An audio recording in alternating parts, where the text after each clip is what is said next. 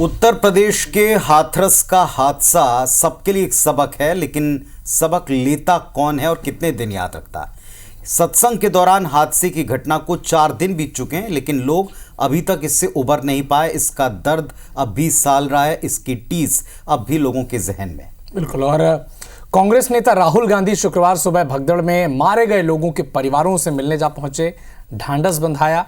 राहुल ने पीड़ित परिवारों को भरोसा दिया कि वो उनकी आवाज़ संसद में उठाएंगे, जो आजकल वो विपक्ष के नेता के तौर पर हर मुद्दे को उठा भी रहे हैं। राहुल के यूपी दौरे से सियासत भी भड़क गई, तेज हो गई। यूपी में योगी सरकार में मंत्री संजय कुमार निषाद ने राहुल को ऐसे मामलों पर राजनीति से बचने की नसीहत दी।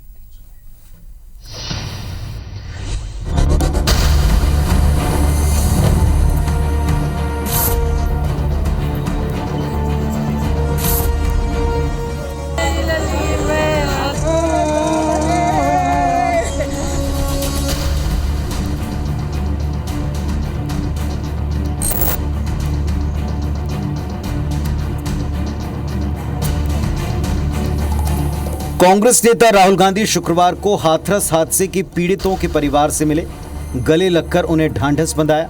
हादसे की जानकारी लेने के साथ साथ सरकारी मदद को लेकर अपनी बात रखी। शुक्रवार सुबह तकरीबन 5 बजे के आसपास राहुल दिल्ली से यूपी के लिए रवाना हो गए थे। राहुल ने सबसे पहले अलीगढ़ के पिलखाना गाँव का रुख किया, जहाँ 3 पीड़ित परिवार मिले। इसके बाद हाथरस में 4 पीड़ित परिवारों से मुलाकात की। उन्होंने सब पीड़ित परिवारों के दुख जाना और दुख जानने के बाद उन्होंने कहा कि ये मैं संसद में जाके नहीं इस सवाल मुद्दे को उठाऊंगा और ये मुआवजा कम दिया जा रहा है, इस मुआवजे को बढ़वाने की कोशिश करूंगा। उन्होंने यही आके पूछा कि आप के घर से कौन जाता है, तो मैंने हम तो कभी जाते ही नहीं है, हमारी माता ही जाती थी। हम तो उनसे ही मना करते हैं, हम मानते ही नहीं किसी को। कुछ कहा उन्होंने, जो होगा सो देखेंगे। आप किसको दोषी मानते हैं? हम तो बाबा को दोषी मानते हैं। सभी से बात कर, सबकी सुन रहे थे, बस सुनकर उन्होंने कहा चलो बात करेंगे, जो भी बात होगी आपकी। वो बोल के चले गए कि आप जो होगा सो क्या कुछ दिया जाएगा। तुम्हें बात करते हैं ऊपर तक, जो उनकी वो जिसमें होंगे वो पूछ रहे थे आपकी माँ थी, कहाँ गई थी, सत्संग में गई थी, तो घटना किस तरह हुई। मैंने बताया उनको कि घटना किस तरह से हुई थी। चलते वक्त बाबा ने कि मेरे चरणों की धूल लो।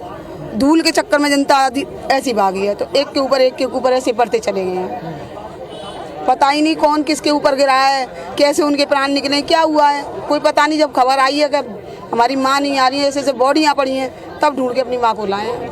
और वो बॉडियाँ कीचड़ से लिपटी थी। जब ढूंढ रहे थे तब ऐसा लग रही थी कि कहाँ लाशों के ढेर में कूद रहे हैं हम।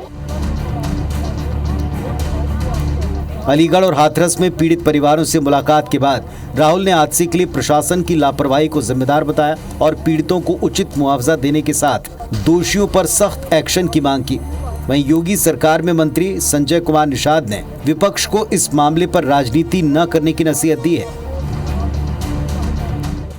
प्रशासन की कमी तो है जी, और गलतियां तो हुई हैं, फोन थोड़ा साइड करिए, तो ये पता लगाना चाहिए।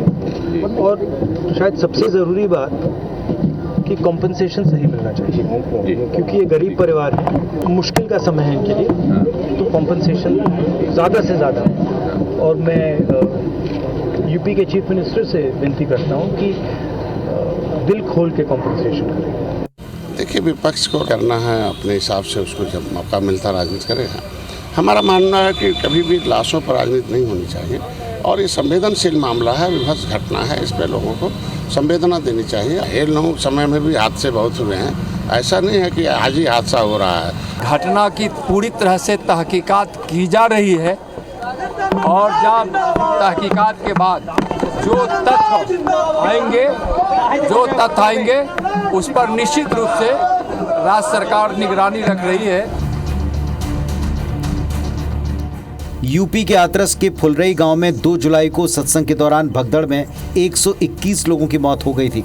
हादसे के अगले दिन सीएम योगी आदित्यनाथ ने हाथरस का दौरा किया, घायलों से मुलाकात की, दोषियों पर सख्त कार्रवाई की बात कही। योगी सरकार ने हादसे की जांच के लिए 3 सदस्यों वाले जांच आयोग का गठन कर दिया है। पुलिस ने सत्संग आयोजन समिति के सदस्य 6 सेवादारों को गिरफ्तार किया है। साफ है, सरकार इस मामले में एक्शन मोड में है, लेकिन इस घटना ने विपक्ष को योगी सरकार को घेरने का एक मौका दिया है। यह हादसा ऐसे वक्त हुआ जब उत्तर प्रदेश में सभी राजनीतिक दल राज्य की 10 विधानसभा सीटों पर होने वाले उपचुनाव की तैयारी कर रहे हैं। जाहिर है इस तरह की घटनाओं से सत्ता पक्ष यानी बीजेपी को नुकसान हो सकता है। यही वजह है कि बिना देर किए राहुल गांधी ने हाथरस का दौरा किया है। Bureau report, IBC 24।